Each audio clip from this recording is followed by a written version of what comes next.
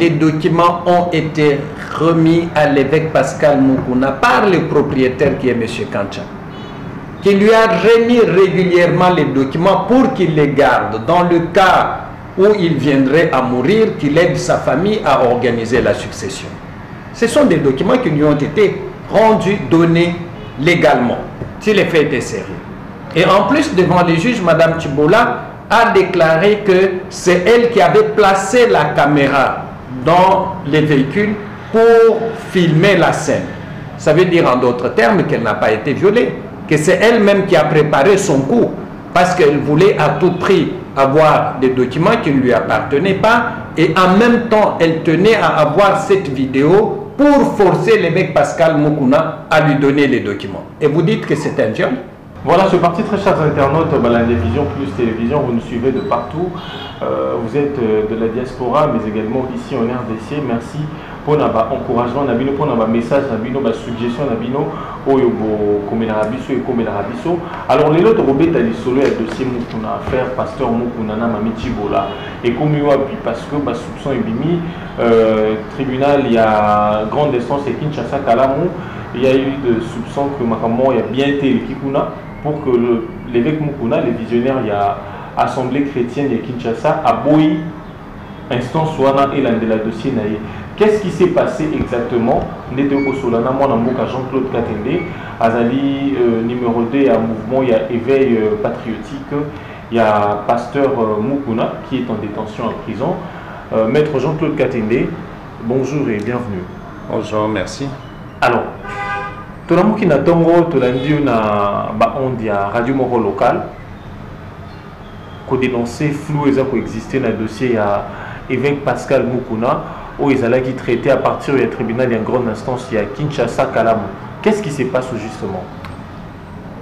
En fait, comme vous le savez, le 17 juin, le procès ou l'affaire Pascal Moukouna, Mami Tibola, était prise en délibéré par le tribunal de grande instance de Kalamu. Et nous attendions une décision au 25 juin. Malheureusement, cette décision n'est pas intervenue. Et renseignement pris, il nous reviendra que le président de ce tribunal avait tout simplement refusé d'adhérer à la décision de juges qui étaient avec lui, en fait qui constituent la majorité. Vous savez que quand la composition est de 3 juges, quand 2 ont pris une décision, l'autre va devoir se rallier. Les 2 juges avaient pris la décision d'acquitter l'évêque Pascal Moukouna, mais le président de la Chambre n'était pas de cet avis-là. C'est comme ça qu'il va reconstituer la composition avec des juges qui n'avaient pas connu l'affaire et il va réouvrir le débat. Et la dernière audience a eu lieu le vendredi passé et à cette audience, les avocats de l'évêque Pascal Moukouna avaient déposé un document qui démontrait que l'évêque suspectait ce tribunal à cause de la partialité du siège et qu'il n'entendait plus comparaître devant ce tribunal. Et au jour d'aujourd'hui, il faut dire que le tribunal de grande instance de Kalamu est dessaisi de l'affaire de l'évêque Pascal Moukouna. La semaine prochaine, la cour d'appel de Kinshasa-Gombe va devoir examiner la suspicion légitime de l'évêque Pascal Moukouna. Si les motifs avancés sont sérieux, elle décidera que cette affaire soit connue par un autre tribunal de grande instance à Kinshasa. Maître Jean-Claude Katende, vous disiez tout à l'heure que les 2 juges, c'était une composition à 3 si je comprends bien. Les présidents et les 2 autres juges qui voudraient acquitter le pasteur Moukouna. Mais alors que l'on attendait que le verdict soit dit dans le tout prochain jour ou les jours qui viennent, comment avez-vous su que ces 2 juges voudraient acquitter l'évêque Pascal Moukouna? Oui, mais c'est aussi simple que ça. Quand dans une composition, il y a des divisions, quand vous attendez une décision au 25 et la décision n'est pas rendue, il faut vous dire que tout se sait. Les greffiers du tribunal sont au courant de ce qui se passe. les juges eux-mêmes n'étant pas d'accord sur ce qu'il fallait faire, ils ont aussi parlé au parti parce que tout le monde avait cette envie d'entendre le verdict dans le délai prescrit par la loi.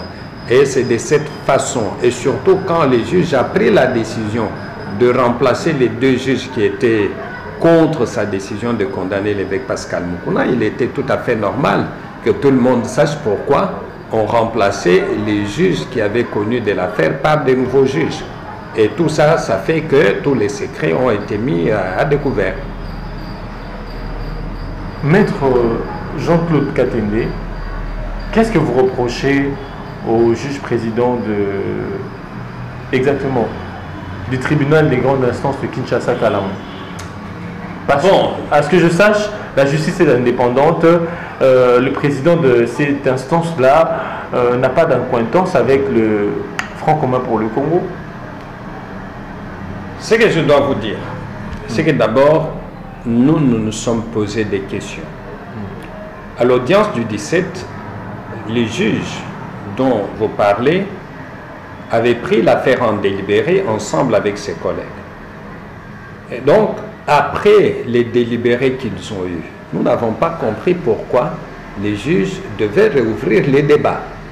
Et quand vous lisez les jugements avant dire droit qui a réouvert les débats, il dit que cela a été rendu possible par l'indisponibilité des juges.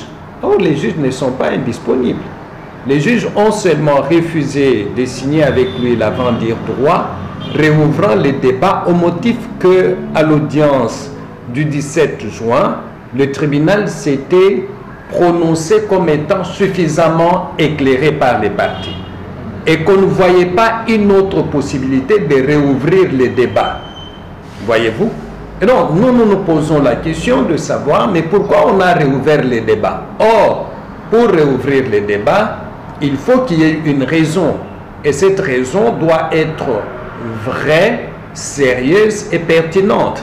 Dans les cas d'espèce, ce sont tout simplement ces deux juges qui ont dit que pour eux, ils ne voyaient pas d'éléments qui pouvaient convaincre pour, n'est-ce pas, condamner l'évêque Pascal Moukouna. Mais pourquoi le juge président a-t-il changé de composition? En donnant une raison qui n'en était pas une, parce que les deux juges ne sont pas indisponibles, ils sont à Kinshasa. Il a voulu tout simplement avoir des juges qui pouvaient être plus facilement malléables par lui, plus facilement manipulables par lui. Pour quel intérêt peut-être? Quand vous parlez de malléable, vous parlez de manipulable, qu'est-ce que ces juges-là, président, a comme intérêt à gagner dans l'affaire Moukouna? Mais il faut comprendre que... Il est là pour dire le droit, il est là pour... Oui, mais apparemment nous ne comprenons pas. Je vous dis que lors des délibérés, lui il voulait qu'on condamne Moukouna. Quelle est la raison? On ne comprend pas. Les deux autres ont été pour son acquittement. Et quand la majorité se dégage, les juges qui est minoritaire doivent pouvoir se rallier à la décision de la majorité pour constater tout simplement qu'il y a eu deux juges pour telle décision et un contre et prononcer les jugements. Mais pourquoi il ne l'a pas fait? Ça, c'est en fait la question que vous devez lui poser. Pourquoi il n'a pas fait ça? Pourquoi a-t-il dit que les deux juges sont indisponibles alors qu'ils sont là? C'est lui en fait qui doit nous expliquer nous pourquoi il fait ça. Et donc pour nous, nous estimons que les décisions qu'il a prises n'étaient pas soutenues par des éléments objectifs. C'est qu'il a un intérêt. Et cet intérêt se justifie dans le fait que pour lui, l'évêque Moukouna doit être à tout prix condamné et il a besoin d'avoir dans la composition des juges qui vont se rallier à cette position. Qui vont adhérer à sa position. Est-ce qu'il a un intérêt? C'est à lui de nous dire. Parce que s'il était là pour le besoin tout simplement de justice, et s'il considérait que la justice était indépendante et que la majorité des juges se sont décidés pour l'acquittement de l'évêque Pascal Moukouna, il aurait tout simplement prononcé les jugements. Mais pourquoi tient-il à ça? Pourquoi a-t-il changé de juge? Maître Jean-Claude Katende, n'a-t-il pas, je dirais, raison de s'appuyer sur sa position pendant que la plaignante allons croire, à la suivre dans un média de la place, confirmé, atteste qu'elle a été violée par l'évêque Mukuna. Elle est passée dans une émission très suivie de la capitale. Oui, mais chacun a sa lecture de cette émission et de ce qu'elle a dit. Moi, par contre, j'estime que ce que Mme Tchibola a déclaré sur le média dont vous parlez va à sa désavantage, à son inconvénient, en sa défaveur. Comment est-ce que les choses se sont passées ce jour-là? Non, mais vous avez une autre analyse. Moi, en tant qu'avocat... Non, moi, je pose la question. Oui, mais moi, je vous fais l'analyse. Devant les juges, Mme Tchibola déclare qu'elle a été violée 4 fois. D'accord? Et quelques fois dans la voiture. Dans l'émission dont vous parlez, elle dit qu'elle a été violée 3 fois au bureau. Ça veut dire en d'autres termes que chaque fois que Mme Tchibola sort, parle, il y a une version des faits différentes des précédentes. Mais quel est le crédit que vous pouvez accorder à ça? Quel est le crédit que vous pouvez accorder à ça? Et en plus, Mme Tchibola, elle dit qu'elle a été violée. On vous viole la première fois et avec menace d'une arme, vous n'en parlez à personne. Et le lendemain, vous revenez pour qu'on vous viole pour la deuxième fois, dans le même lieu, dans le même bureau. Et vous revenez encore pour la 3e fois dans le même lieu avec la même personne. Et vous ne dites rien aux gens qui sont autour de vous. Parce que les faits dont elle parle ne remontent pas hier ou avant-hier. Ce sont des faits de l'année passée. Pourquoi elle a attendu tous ces temps ici pour porter plainte qu'au mois de mai? Si les faits étaient sérieux. Et en plus, devant les juges, Mme Tchibola a déclaré que c'est elle qui avait placé la caméra dans les véhicules pour filmer la scène. Ça veut dire en d'autres termes qu'elle n'a pas été violée, que c'est elle-même qui a préparé son coup parce qu'elle voulait à tout prix avoir des documents qui ne lui appartenaient pas et en même temps elle tenait à avoir cette vidéo pour forcer l'évêque Pascal Mukuna à lui donner les documents. Et vous dites que c'est un viol? Quand quelqu'un place lui-même la caméra, quand quelqu'un organise lui-même la scène pour avoir des services sexuels et pour s'en prévaloir après, et on dit que c'est un viol. Le viol veut dire tout simplement que la personne a posé un rapport sexuel sans son consentement. Mais quand quelqu'un prépare la scène, met tous les matériels en place pour filmer la scène, vous allez dire qu'il y a eu viol. C'est pour ça que nous disons, ce qu'elle a dit chez Bossolo la politique nous est totalement profitable parce que cela jette même le doute sur tout ce qu'elle a déjà dit parce qu'elle n'a pas une version unique. En plus, je voudrais insister sur le fait que Mme Tchibola, lorsqu'elle a eu une réunion des conciliambules avec les pasteurs Espérance Mbakadi, on lui a demandé si les images étaient dans son téléphone et si on pouvait récupérer ces téléphones, lui donner de l'argent. Mme Tchibola a dit que toutes les images étaient dans son téléphone. Elle a rendu les téléphones au pasteur. Le pasteur lui a donné 1200 $. Mais elle savait que ces images étaient déjà distribuées à d'autres personnes. Et quand vous mettez tout ça ensemble, vous pouvez seulement conclure qu'on a affaire à une personne qui organise tout pour avoir l'argent. En fait, qui veut soutirer des documents par force à quelqu'un, les documents qui ne lui appartiennent pas, qui veut prendre l'argent en faisant voir aux gens que les images n'étaient pas envoyées ailleurs. Donc, vous avez là quelqu'un qui est en train de trafiquer. Les deux ont, quelque part, une part de responsabilité de la part de l'évêque et de la dame en même temps qui voudrait forcer, passer par un moyen pour récupérer des choses. Mais il faut vous dire que les documents ont été remis à l'évêque Pascal Mukuna par le propriétaire qui est M. Kancha, qui lui a remis régulièrement les documents pour qu'il les garde dans le cas où il viendrait à mourir, qu'il aide sa famille à organiser la succession. Ce sont des documents qui lui ont été rendus, donnés légalement. Et donc, Mme Tchibola n'avait aucun droit de réclamer ces documents. Elle le savait d'ailleurs, parce qu'elle sait que son nom n'est pas repris sur les documents et que l'évêque Mukuna ne pouvait pas les lui rendre. Voyez-vous? Et en plus, elle savait que la justice n'a jamais demandé ces documents. Et même au moment où elle les demandait, l'avocat de la famille de M. Kancha avait déjà les documents qui lui étaient rendus par M. Pascal Mukuna. Et la fille de M. Kancha, Mme Kapinga, l'a dit devant le tribunal. Et donc, on ne peut pas aujourd'hui conclure que l'évêque Pascal Mukuna détenait les documents de manière irrégulière. Il les a eus par la voie autorisée et au moment où on en a eu besoin par la famille, il a rendu les documents. Maître Jean-Claude Katende, à vous entendre parler, c'est comme si c'était quelque chose de prémédité. Lorsque vous parlez que la fille a placé la caméra avant de passer à... C'est pas moi qui parle, c'est elle qui l'a dit. Moi, je suis en train de relater ce que je viens d'entendre chez vous. Lorsque vous dites qu'elle était avec le pasteur, on lui a contraint de donner le vidéo pour lui remettre 1200 $, pendant que le vidéo était déjà partagé ailleurs. Qui ou quelle est cette main visible qui pourrait être derrière ces dossiers? Non, d'abord, je dois vous dire qu'elle n'a pas été contrainte à remettre les téléphones. Elle a accepté volontairement de remettre le téléphone pour qu'on lui donne de l'argent.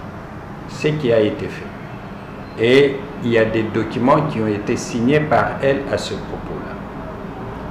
Si vous voulez comprendre cette affaire, il faut remonter d'abord à la déposition de la dénonciation de l'évêque Pascal Mukuna contre M. Joseph Kabila. Nous sommes au mois de mai, entre le 6 et le 7. L'évêque Pascal Mukuna va déposer une dénonciation au parquet près la Cour constitutionnelle, accusant M. Joseph Kabila d'être impliqué dans 10 dossiers de crimes de sang survenus en République démocratique du Congo. C'est un jeudi. Le vendredi, Mme Chibola va introduire sa plainte contre l'évêque Pascal Mukuna. Et la semaine qui suivait, le mardi, l'évêque Pascal Mukuna reçoit l'invitation du parquet. Le mercredi, il se présente au parquet. Il est entendu par les magistrats. Le magistrat insiste pour que la confrontation ait lieu. La dame Chibola arrive, la confrontation a lieu. Et après, l'évêque Pascal Mukuna est placé sous mandat d'arrêt provisoire. Est-ce qu'on peut justifier cette précipitation de la justice? L'arrestation en droit congolais, c'est une exception. Et pour que la personne soit arrêtée, il faut présenter des indices sérieux de culpabilité. Et que aussi, la personne y a fuite à craindre à son sujet. L'évêque Pascal Mukuna s'est décidé lui-même d'aller se présenter à la justice et il savait que ça concernait l'affaire de Mme Chibola. Donc s'il avait besoin de fuir, il serait parti. Il allait même se présenter à la justice. Mais pourquoi la précipitation? Nous savons que dans nos cours et tribunaux ici, il y a plusieurs plaintes qui ont été introduites, même l'année passée, qu'on n'a jamais instruites. Mais pourquoi cette précipitation en ce qui concerne l'évêque Pascal? Et au lendemain de son intervention, il y a les tweets de M. Kikayabin Karoubi qui vient en fait démontrer que les FCC avaient intérêt à ce que l'évêque Mukuna soit en prison. Parce que dans ces tweets, il est dit notamment que la prison n'est qu'une étape, mais tu seras châtié très fort. Je vous épargne des choses qui ont été écrites avant. Mais ça, je vous dis, je vous donne la conclusion. En plus, sur le blog de M. Kikayabin Karoubi, il y a un article qu'il consacre à l'éveil patriotique, en démontrant que l'éveil patriotique, son vrai patron, c'était Jean-Claude Katende, que je suis, et que ce n'était pas l'évêque Pascal Mukuna, en démontrant que c'est un mouvement subversif, un mouvement qu'il fallait à tout prix faire taire. Donc, tous ces éléments mis ensemble, nous comprenons que l'objectif qui était poursuivi, c'était que M. Pascal Mukuna soit en prison Ainsi, il peut être privé de parler aux Congolais, il peut être privé de mobiliser les Congolais contre certaines choses qu'il avait déjà dénoncées. Donc, nous comprenons, quand vous comprenez le contexte dans lequel cette affaire a commencé et comment elle a évolué, vous allez comprendre qu'il y a une main noire derrière qui veut régler des comptes à l'évêque Pascal Mukuna. Alors, maître Jean-Claude Katinde, j'ai retenu dans votre discours quelques mots. Vous avez parlé d'indices sérieux pour que quelqu'un soit placé sous mandat d'arrêt provisoire. Mais moi, j'allais poser cette question.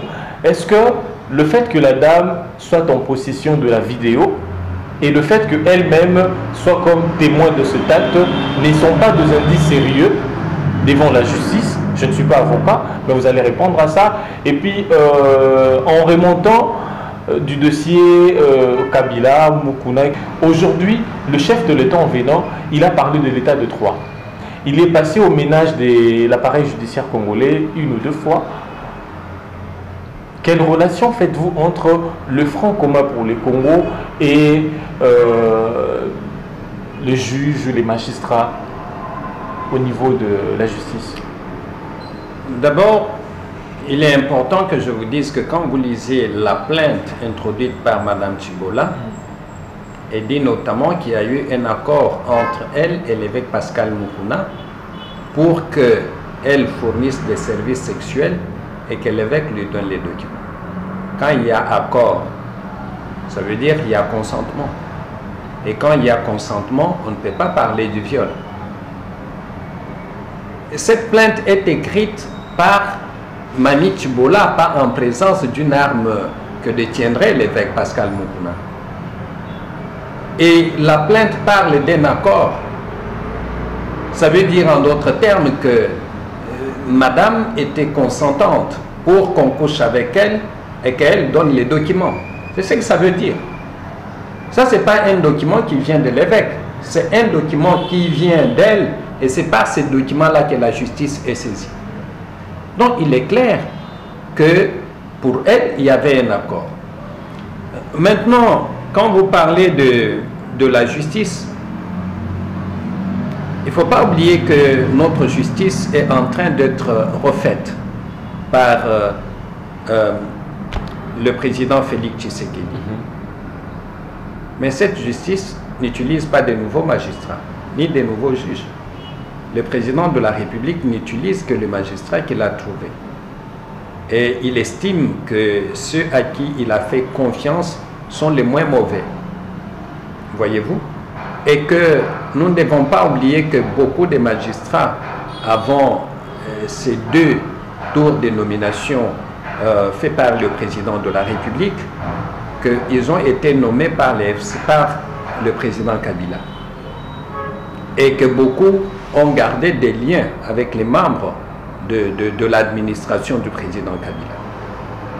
Donc aujourd'hui, il ne fait aucun doute qu'il y a des magistrats par manque de personnalité et à titre de redevabilité qui écoutent encore les gens du FCC. Et les exemples que je vous ai donnés ici montrent que les gens du FCC, notamment M. Kikaya Bin Karoubi, c'était sa préoccupation que l'évêque soit arrêté. Donc, à tout point de vue, ils ont voulu se servir de cette dame pour ne pas donner l'impression qu'il s'agit d'un dossier politique, mais nous savons que Mme Chibola ne pouvait pas en arriver là sans être soutenue par les gens qui sont derrière ces dossiers. Parce que je vous ai dit que cette affaire est arrivée en 2019, entre octobre et novembre, selon les témoignages faits par M. Olingankoï devant le tribunal. Et pourquoi il a fallu autant de mois pour qu'on en arrive là? C'est la question qu'on se pose. Mais les événements montrent effectivement qu'il y a tout ça. Et l'attitude du juge Kipongue dans cette affaire peut être prise aussi comme un élément qui démontre qu'il y a des gens qui veulent manipuler la justice pour en arriver à ça.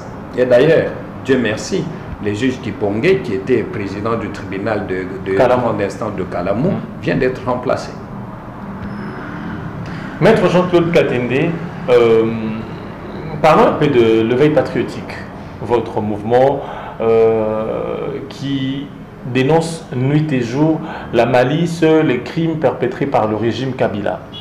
Pendant que l'on sait que le pasteur Mukuna a travaillé avec Joseph Kabila. Pourquoi attendre l'arrivée du président Félix Tshisekedi pour tourner le dos à Joseph Kabila et commencer à dénoncer toutes ces malices et ces crimes commis? D'abord, je suis très mal à l'aise qu'on puisse rattacher l'éveil patriotique directement aux dénonciations faites contre Kabila.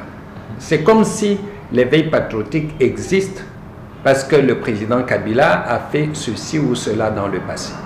L'éveil patriotique, c'est un mouvement plus grand et dont les objectifs sont plus grands que la dénonciation faite par l'évêque Pascal Mukuna. Parmi les objectifs de l'éveil patriotique, vous avez d'abord le fait que nous luttons pour que le Congo soit géré par les Congolais pour les Congolais. Ça, c'est le plus grand objectif. Nous ne voulons pas que ce pays soit géré par les Congolais au profit des regroupements politiques ou au profit des familles ou des partis politiques ou des familles des politiciens. Ceux qui doivent être à la tête du pays doivent être des Congolais et ils doivent gérer le pays dans l'intérêt de tout le monde. Ça, c'est notre objectif. Et pour qu'on en arrive, il faut que les Congolais soient éveillés. Il faut que les Congolais se réveillent. C'est ça. Le deuxième objectif, c'est que tous ceux qui gouvernent doivent rendre des comptes de la manière dont ils ont géré le pays à un moment donné. Et ça, c'est un objectif qui ne concerne pas seulement le président Kabila ou l'ancien président Kabila, mais tous ceux qui ont un poste de responsabilité, que ce soit dans la justice, dans la politique, dans l'armée, ils doivent savoir rendre des comptes. Le sens de redevabilité. Exactement.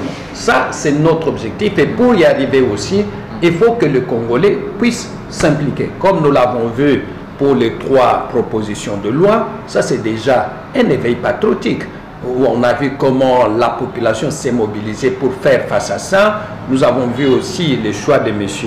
Ronsard Malonda, où les populations se sont mobilisées contre ça. Voilà ce que nous voulons, c'est que les citoyens soient réveillés, soient concernés par les questions qui sont débattues. Donc, le président Kabila et la redevabilité dont il est question en ce qui les concerne n'est qu'un aspect de notre combat.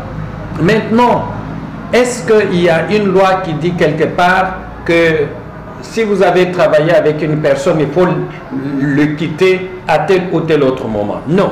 Je pense qu'il y a eu des gens comme Moïse Katumbi Chapwe qui ont quitté Kabila pendant qu'il était au pouvoir. Il y a eu des gens qui l'ont quitté après, comme l'évêque Pascal Mukuna. Ce qui est important est que à un moment donné, les gens se sont rendus compte, soit au moment où il le fallait, soit après ce moment-là, que M. Kabila a mal géré ce pays. Et moi, je pense qu'aujourd'hui, il y a encore des gens qui sont attachés à Joseph Kabila, qui ne veulent pas du tout le quitter, malgré tout ce qu'on a dit sur son administration et sur sa gestion. Et il faut louer ici le courage de l'évêque Pascal Mukuna, qui a décidé de quitter. Et on ne peut pas le juger ou le condamner pour ça. Il faut en fait mentionner le courage qu'il a eu de le faire. Et il l'a fait dans l'intérêt du Congo. Et je pense que ça, c'est très important. Mais j'ai seulement l'impression que dans notre pays, on oublie trop vite l'histoire. Rappelez-vous que le président Mobutu avait travaillé avec Etienne Tshisekedi pendant plusieurs années. Et que certains documents, comme les manifestes de Lancelé, Etienne Tshisekedi y avait beaucoup participé. Mais à un moment donné, quand Etienne Tshisekedi a vu que la direction que Mobutu donnait au pays n'était pas convenable, il l'a quitté. Est-ce qu'on peut les juger pour ça? Non. Si aujourd'hui, moi et vous, nous nous exprimons de la manière la plus libre, c'est parce que Etienne Tshisekedi y avait contribué. Donc, quand on quitte quelqu'un, que ce soit pendant qu'il est au pouvoir ou après qu'il ait quitté le pouvoir, dans l'intérêt de la nation, je pense que c'est un acte qu'il faut énormément encourager. Maître Jean-Claude Katende, n'ont-ils pas contribué d'une manière ou d'une autre à ces crimes perpétrés par le régime Kabila? Quand vous citez l'exemple de Moïse Katumbi et l'évêque pasteur Mukuna. Ah non, Pascal Mukuna. Quelle est la position dans l'administration de Kabila que l'évêque Mukuna occupait? On l'a cité seulement pour la campagne électorale. Où il aurait eu, je dis bien, où il aurait eu l'argent pour participer à la campagne. Et quelle est la faute là-bas? Est-ce que pour avoir participé à la campagne de Kabila ou de son dauphin, il est impliqué dans les tueries au Congo? Je crois que l'éthique pastorale ne le permettait pas. Non. D'être pasteur et puis débattre de campagne pour un candidat politique. Non, je pense que l'éthique, déjà, le fait d'être pasteur ne le permettait pas. Non, je pense qu'il faut... Chacun de nous a ses choix. Chacun de nous a ses choix. Moi, j'ai les miens. Est-ce que la Constitution de la République démocratique du Congo prive les pasteurs le droit de vote? Je dis non. Et le droit de vote implique un choix. Et ce choix implique que sur plusieurs personnes, je peux en choisir une. Et donc, on ne peut pas reprocher à l'évêque Pascal Mukuna d'avoir été avec Kabila.